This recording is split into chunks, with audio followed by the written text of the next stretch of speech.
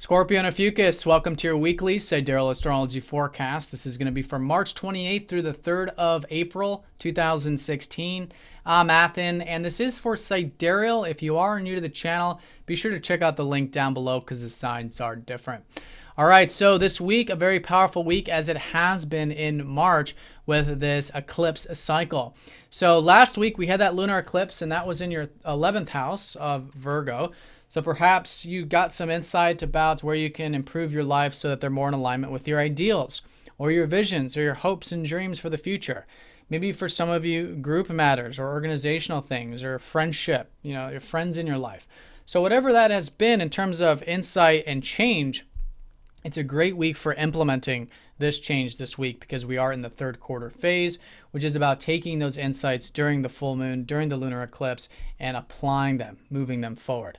So with that, the sun is in the 5th house, opposite that. And in fact, there's a lot of energy in your 5th house. This is the house of your self-expression, of your interests, things that are close to the heart, your passions in life, etc., which I think you can be gaining a lot of energy by focusing on these things. At the very least, focusing on your self-expression. That's the sun. That's where you're gaining prana and energy right now at the moment. Now, in terms of Mercury, you're probably thinking a bit about the self-expression or the creative aspects of life, which can be good. And Venus is going into this part of the chart here very early in the week, starting right on Monday and Tuesday.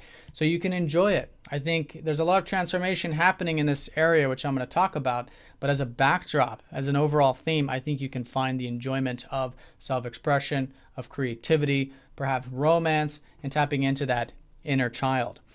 Now, we do have some aspects still coming off of last week. In fact, it's kind of finishing up the month of March here. That's Jupiter squaring up to Saturn and the South Node conjoining up to Chiron. So with these two, first of all, the whole life path is shifting for you to cultivate your career or your legacy or your big picture stuff in life, your success, if you will. So that's a good area for you to focus on, and I think you're learning quite a bit about this with Jupiter retrograde here. But then there's Saturn in your 1st house, which is making sure that it's done correctly. It's done in a slow and steady and grounded sort of way. And this is a Saturn that since last year has been helping you learn about healthy responsibility, a healthy amount of responsibility in your life to do that.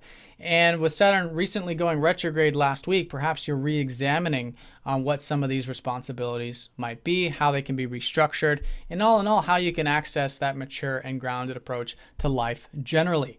And all of that, again, can be constructively implemented towards perhaps that career or big picture stuff. Now, in terms of the South Node and Chiron, there is some healing taking place, but this is nothing new. This has been ongoing. But Venus is going to go over this conjunction Tuesday and Wednesday. So this is all in your 5th house. Perhaps you guys are doing some healing now with your self-expression. You have been releasing any imbalances regarding self-expression and creativity, which it's good to examine this week as it has been to see where, again, there can be some changes here so you can have more peace with this area, because when you guys express yourself, it's within the Piscean sort of way, so it's with peace, it's with acceptance. But maybe there's some healing that can be done this week in regards to that.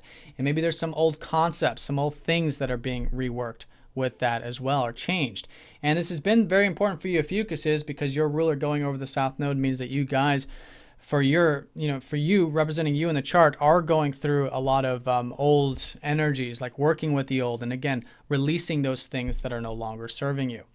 So with Venus, this might be specifically involving your relationships, maybe some healing taking place with that this week, some old energies with that, and your 12th house of spirituality, where you can have perhaps more of that, again, acceptance and peace and presence in the enjoyment of life, which is that 5th house.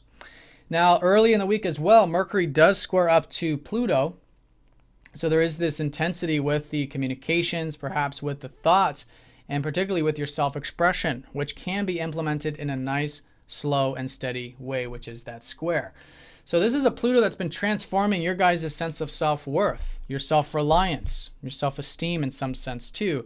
And so the more you're open to having non-attachment with that, and change when it comes to you cultivating your values in life, that can be directly supportive to this self-expression, which is really getting emphasized this week. But it does take that non-attachment, and with that intensity, this is the type of intensity that is spiritual when there isn't the ego attached to it, right? When we have compassion, when we have a willingness to express ourselves in a way without any particular outcome, for example, or willing to change our values, the things we want in life or want to enjoy in life. And without that attachment, that can really be very powerful to us and our self-expression.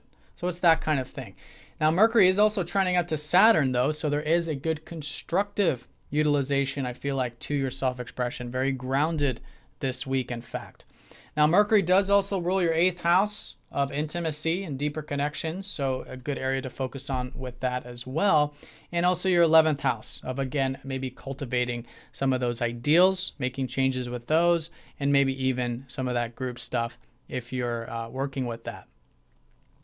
Now, Thursday, Mercury does go over Uranus in your 5th house, accentuating the fact that this has been about freedom for you. Over many years, about 6 years, you've had Uranus in the 5th, helping you gain more freedom with your self-expression, being your true self, expressing your true self.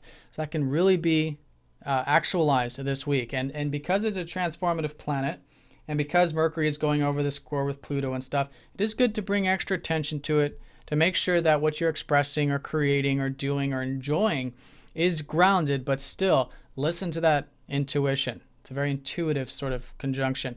Listen to that freedom, that true self that's calling you, saying that maybe there is a way for you to enjoy life, to enjoy your self-expression in a much more accepting and peaceful way, which has been all of this Pisces energy.